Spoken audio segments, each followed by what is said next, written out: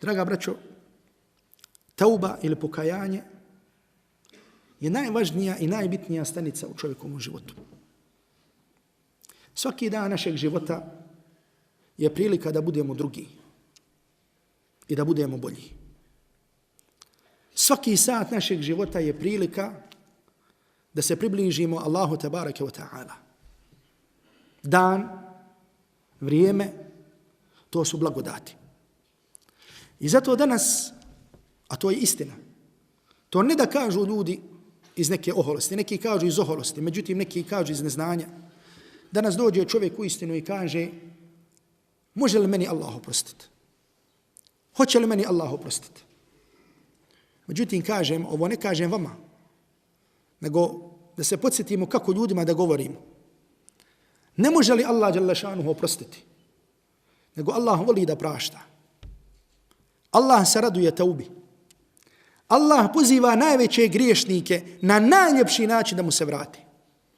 I zato je zabilježio imam Buhari od Ibn Abbasa radijallahu ta'ala anhu, kaže da su ljudi min ahli širk, da su ljudi mušrici.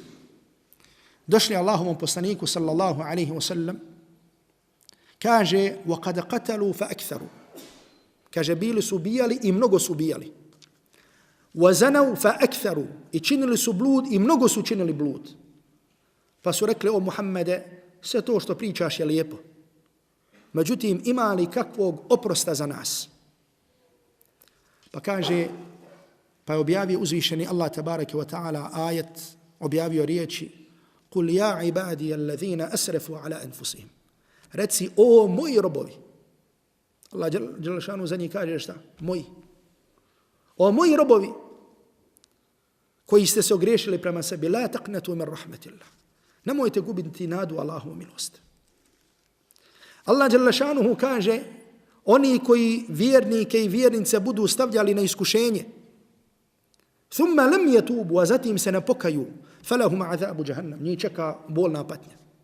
Kaže Hasan al-Basri, radijallahu ta'ala anhu, unzuru ila hadha al-judi wal-karam. Kaže, pogledajte u ovu plemenitost i darežljivost. Ovdje se govori o vlasnicima robova. Kaže, oni ubijaju njegove drage robove, a Allah dželle šanuhu ih poziva da se njemu vrati i da se njemu pokaju. Allah dželle šanuhu voli kad mu se neko vrati, kakav god da je bio.